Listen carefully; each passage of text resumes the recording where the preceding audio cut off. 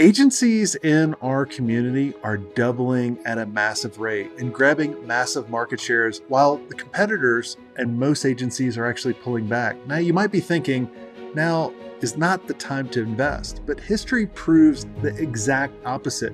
When others pull back, bold moves win.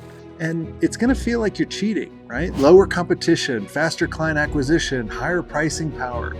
This is the moment we've all been waiting for, if you're brave enough to take it. Your prospects are reevaluating. Right now is when new leaders are actually made. And if you blink, you're going to miss it. So if you're an agency owner ready to play the offense, not defense, we have a couple interviews that we've done in the past to give you that playbook, to give you that strategy in order to really dominate and take advantage of the market right now. You know, one of the things I was telling people during the pandemic, when it started, it was like crazy. Like everyone was freaking out. I was like, look, and then a lot of people were like, see, I told you shouldn't have picked a niche, right? Like you Right. shouldn't have picked that niche. And I'm like, well, you could have never seen any of this coming. But what I told everybody is like, look, don't forget about your market. You know, and I even used restaurants as an example. I said, look, all restaurants are probably closed down, especially in the first couple of weeks. Support them how you can, like at a 50% roll, but then 50% of it go after some other industry that's actually starting to thrive in this. So what did you guys do in order to make it back? Well, what I would say to folks, and not dissimilar from sort of your feedback, which is I said be you more. Be Go deeper in the industry, provide support, do pro bono work. We did a lot of pro bono work. And I have a brand now that is our largest client that said the reason we increased your scope and your retained, fees is because you stuck by us when nobody else would stick by us. And I mean, this was a buffet concept at the time, and I have to say that nobody thought those would be coming back, but they are in full force. And you know, so I think that's what we did. We just dug in our heels. I mean, if somebody would have come to me from oil and gas, I mean, we're in Houston, Texas, or something, and said, "Can you do the work?" Of course, we would have done it.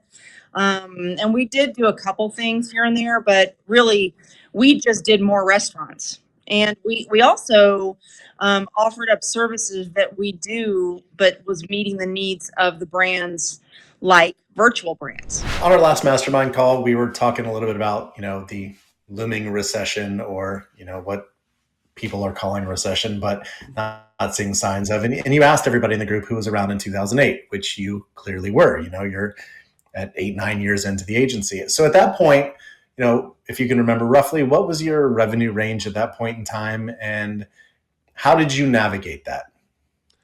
Yeah, we were a couple million at that time. I actually remember I was coming out of a meeting in one of the financial districts in Atlanta with my business partner. And I remember looking at one of the TVs and seeing like the market just going boom, like just blowing up in the wrong way, like going down.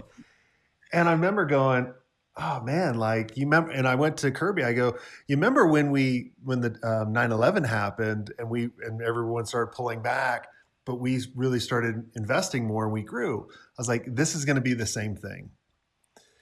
And I remember saying to him too, like a lot of people are going to be pulling back.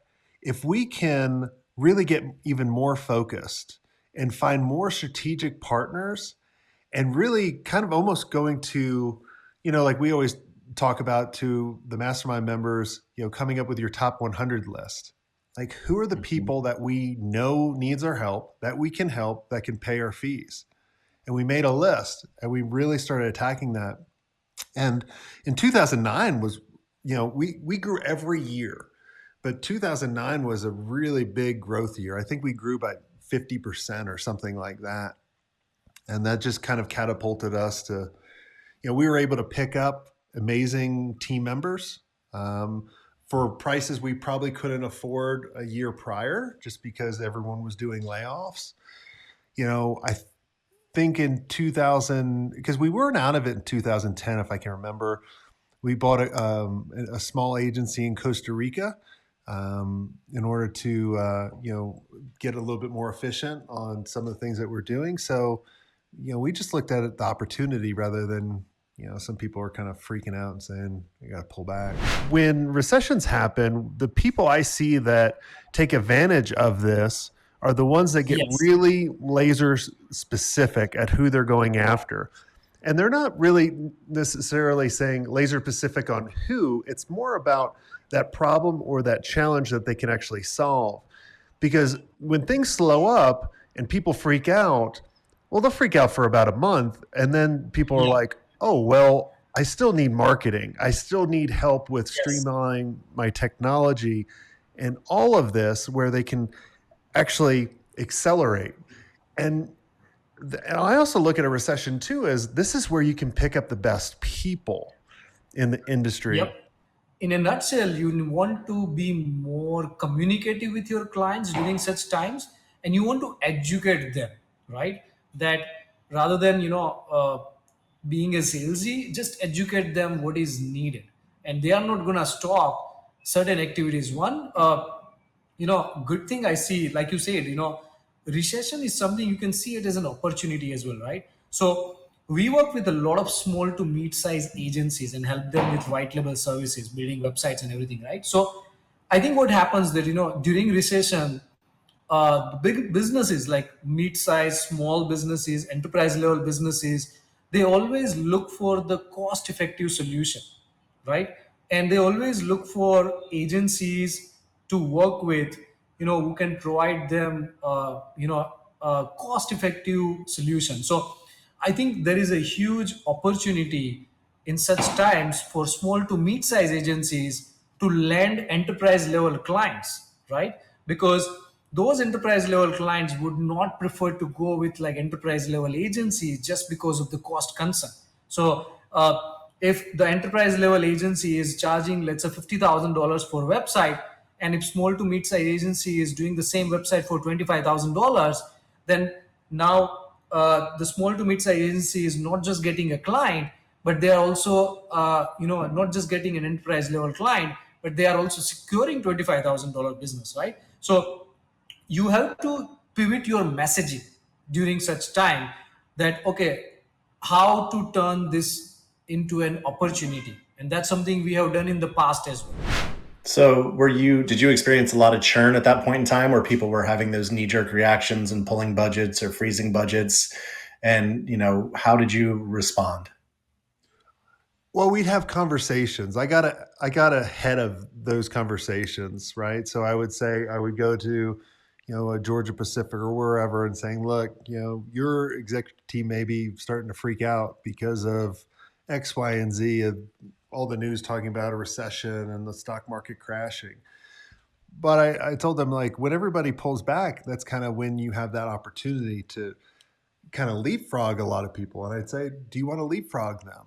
Like, what we're doing here can actually help you catapult. And so we'd get in front of those conversations. Sure, we had some, churn, but when we made that list and we started going after, what we realized was the people we were going after, we were charging more than double than some of the current clients. So some of the churn was actually good because that freed up resources so we could replace it. And now we're getting paid double the amount of the fees. The first thing we did, I guess for me personally, was to just focus on the people that we did have, and say this is what it's for. Like, I also thought in the beginning, gosh, should I just shut it down? Because it's not like we're, DDB or somebody, right? I mean, we're not part of some giant holding company. I don't have sort of shareholders necessarily to tend to, but I do have a team that is looking to me to say, what's next? What are we going to do? How are we going to do it? And that really kept me sane. I also, I decided we're not going to quit. And so once you make that decision and say, okay, well, now we roll up the sleeves, we figure it out. Like, now what we're going to do. In the very beginning, I wrote I didn't know you were going to ask me this question, but I wrote guiding principles for the pandemic for the team to just say, focus on what we can control. We can't think about, I don't know what's going on. I don't know what's going to happen. I don't know what the government's going to do. I don't know. But what we can control is the work we do and the people that we do the work for. That's it. So that was the first one. Get real comfortable with being uncomfortable. We tell our clients that all the time when we're trying to stretch them creatively. But for us, we had to get comfortable with being uncomfortable. This is the people that maybe did social posts, or scheduled social posts, or don't work here anymore. So, you as a director, maybe if we're working strategically, now you're working back in the front lines, if you will, So get comfortable with that. One of the things that I thought about a lot was sort of that idea of hope over fear. Pick one. Like, I can't be scared all the time. First of all, my team doesn't need that. But let's be optimistic and hopeful. This isn't going to last forever. It seemed like it did, but I know it did. people are I all know. going to eat out. Stop watching the news. Right. And, in the restaurant industry, there's been conversation for a solid decade before the pandemic, about the industry needs a correction. There's just too much supply, too many seats, not enough people to sit in them. It's just, we're overrun. And I'm based out of Texas. It's ridiculous. There's just too many restaurants. So this is not what we had hoped for, this kind of correction. But, the industry lost, I think, over 100,000 restaurants. So it did help coming out of the pandemic. There's just less places to eat. So, it did, the correction happened, but I think it's some ways benefited us, sadly. Internally, we said, assume positive intent.